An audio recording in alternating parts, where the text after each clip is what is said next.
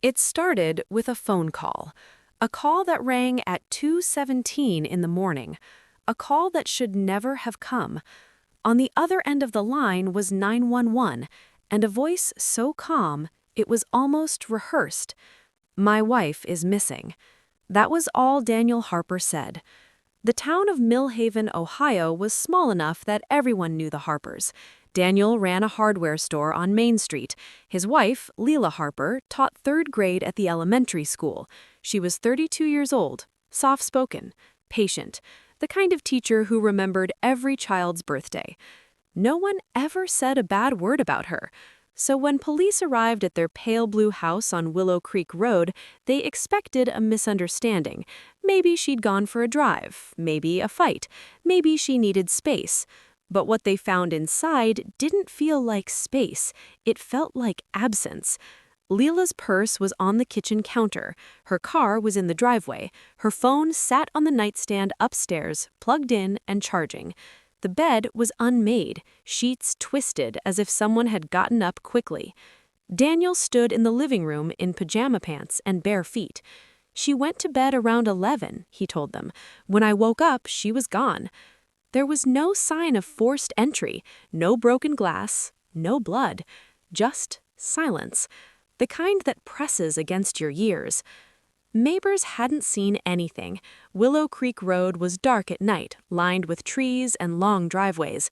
No security cameras, no streetlights near the Harper home. By sunrise, Millhaven was awake and whispering. A missing schoolteacher, a devoted wife, vanished without a trace. Search teams combed the woods behind the house. Volunteers dragged the shallow creek. Helicopters circled above fields of dry corn. Nothing. No footprints, no clothing, no struggle. Just a life paused. 3 days later, Daniel appeared on the local news. He stood in front of the police station, eyes red, voice trembling.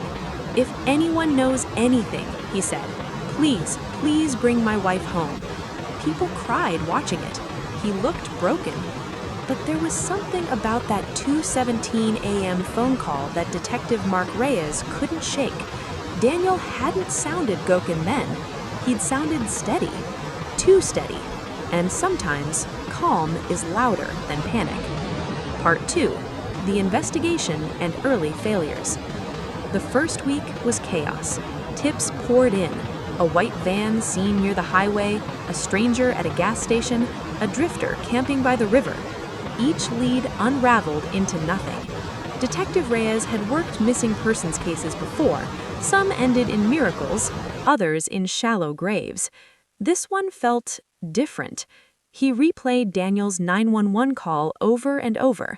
"My wife is missing." Not, "I can't find her," not, "something happened," just missing. When Reyes asked Daniel if they'd argued that night, Daniel hesitated just for a second. "We had a small disagreement," he admitted, "about money. It was nothing." But neighbors remembered raised voices earlier that evening. One said she heard a loud bang. Another thought she saw Daniel carrying trash bags to his truck around midnight. Daniel explained that, too. "I cleaned out the garage," he said. Police searched the truck. Nothing. They searched the house more thoroughly the second time, pulled up rugs, checked drains, brought in cadaver dogs. The dogs alerted near the back patio, but there was no body. Forensics found faint traces of bleach on the kitchen floor.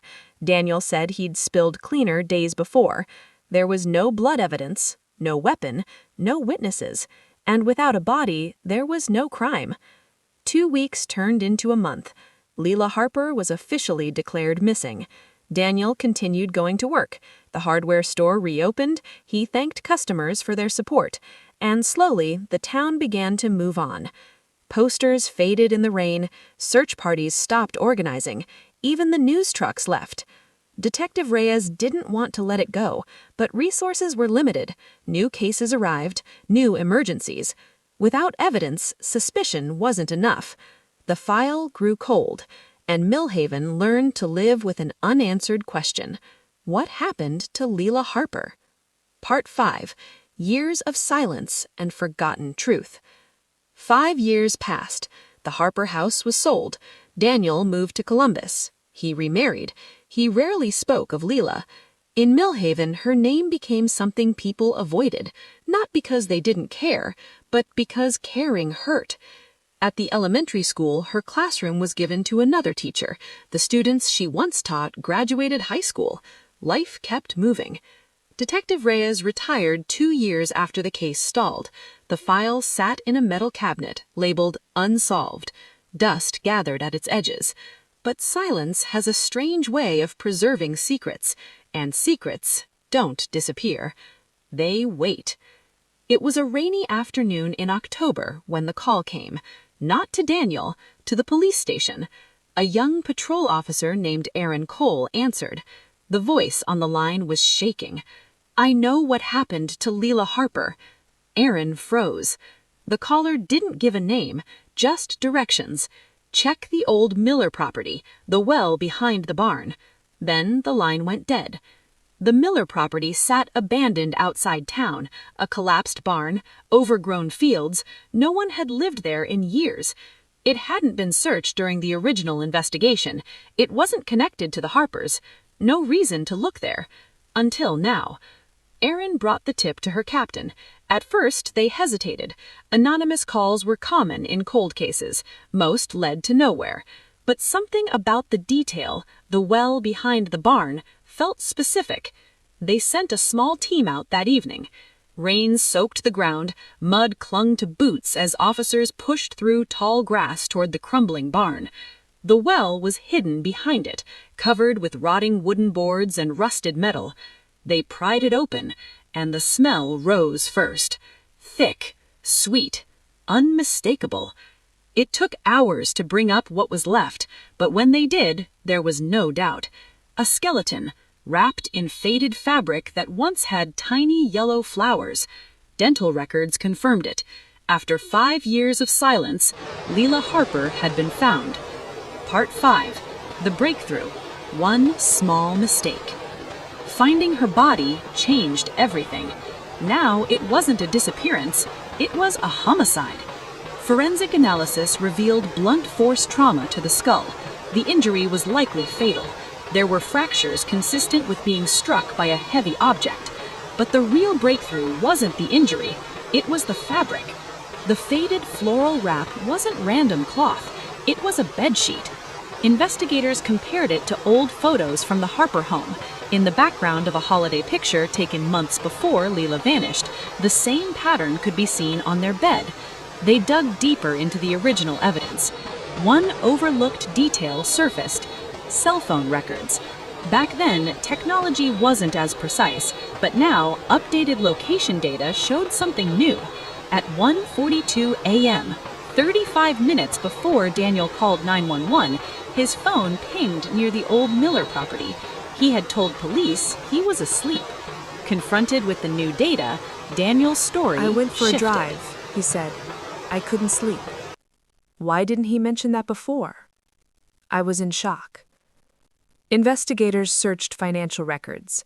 Weeks before Lila disappeared, Daniel had taken out a large life insurance policy in her name. He'd also been quietly involved with a woman in Columbus. The picture began to form. But what sealed it was the anonymous call. Phone company records traced it to a prepaid device purchased in Columbus. Surveillance footage from the store showed a woman buying it, Daniel's second wife. When questioned, she broke down. "He told me it was an accident," she sobbed. "He said they fought. She hit her head. He panicked." According to her statement, Daniel had confessed years earlier. He said he struck Lila during an argument over money and his affair. She fell, hitting the kitchen counter. When she stopped breathing, he wrapped her in the sheet and drove to the Miller property, a place he used to hunt as a teenager. He dropped her into the well. Then he went home, and at 2:17 a.m., he made the call that should never have come. Part 5. The Verdict After Silence. Daniel Harper was arrested 7 years after Lila vanished. The trial drew national attention, not because of fame, but because of time. 7 years of freedom. 7 years of lies. In court, prosecutors played the 911 call. The jury listened to his steady voice. My wife is missing. Then they showed photos of the well, the sheet, the fractures in Lila's skull. They brought in forensic experts, cell phone analysts, his second wife. Daniel took the stand in his own defense. It was an accident, he repeated. I was scared. But fear doesn't explain the well. Fear doesn't explain the lie. Fear doesn't explain 7 years of silence. After 6 hours of deliberation, the jury returned. Guilty of second-degree murder.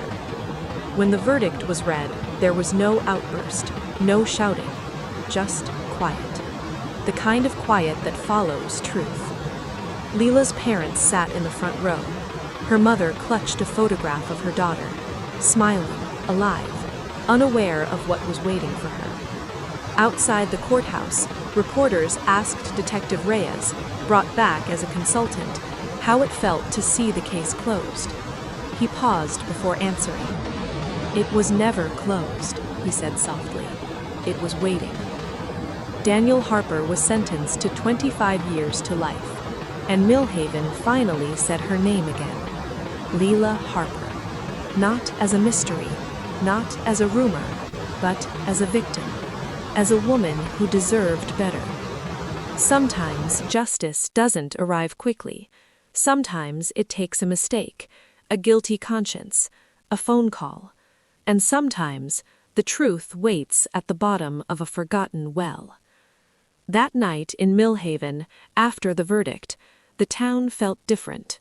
Still small, still quiet, but lighter, because the silence had finally been broken, and the call that should never have come had led to the truth.